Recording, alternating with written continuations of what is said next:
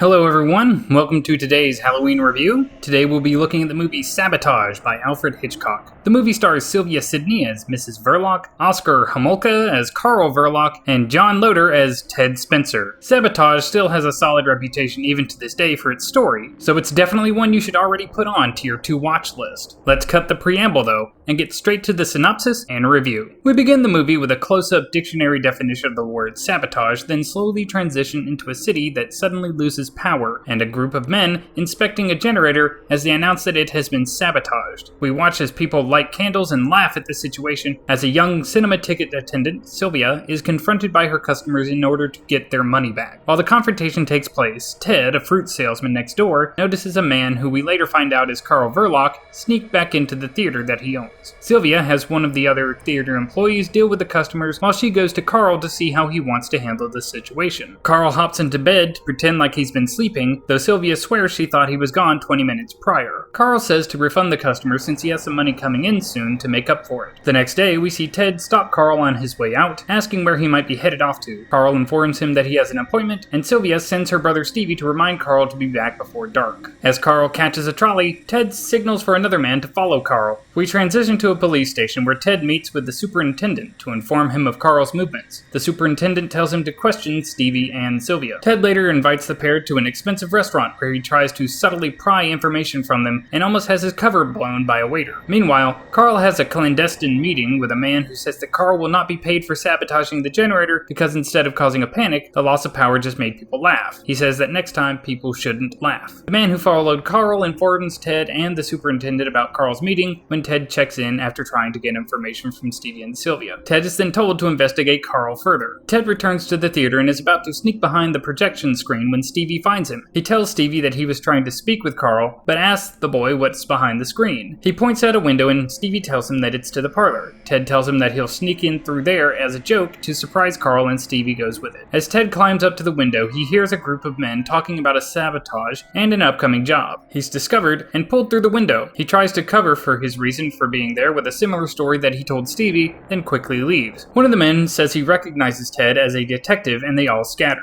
Carl, who still has to finish the job, is sent a birdcage from a local pet store run by a criminal chemist. Inside the bottom of the cage is a bomb that he has to deliver to a targeted location in order to cause panic. As he tries to leave, he hears Ted questioning Sylvia about him. He gathers a few movie reels and calls for Stevie. He tells the boy that he has to deliver the reels and the wrapped package to the location by 1:30 and then to return straight home. Stevie takes the packages but is hindered by a toothpaste and hair gel huckster and is used in the man's demonstration. He then has to wait for a motorcade to pass by. Afterwards, he hops on a trolley which is held up in traffic. The trip takes so long that the timer on the bomb goes off and explodes, killing Stevie and everyone else on the trolley. When Sylvia discovers what has happened and how Stevie came to have the bomb, she goes into a deep depression and kills Carl by stabbing him with a dinner knife. Ted, who has returned to arrest Carl, finds him dead and decides to help Sylvia escape. However, before they can leave, the criminal chemist returns to the theater to get the birdcage back so nothing can be tracked back to him, but he is followed by the police. The police corner the man in the theater, and he uses a bomb to kill himself and destroy the theater. The explosion also covers up Sylvia's crime, and Ted leads her away, and thus ends the movie. Sabotage has an interesting plot and uses the fear of financial ruin as a motivator for Carl's actions. His use of mental abuse on Sylvia to make her believe that he's innocent for most of the movie, then to try and force her to ignore Stevie's death is done well enough. The movie's pacing is a bit slow, and it's not exactly the type of horror that I personally look for in a movie. It's more of a suspense thriller. I think if they had gotten to Stevie's death sooner, then played on the psychological manipulation longer, it would have been a better fit into my preferences. Sabotage could be retold today with a harder psychological bent, and likely would be received very well. All in all, it's a solid movie for the 1930s, and I recommend giving it a watch if you've never seen it. That does it for today's Halloween review. I hope you all enjoyed the video. If you did, please consider giving it a like. If you didn't, please give it a dislike and let me know why down in the comment. I hope you all have a great day, and as always, stay positive.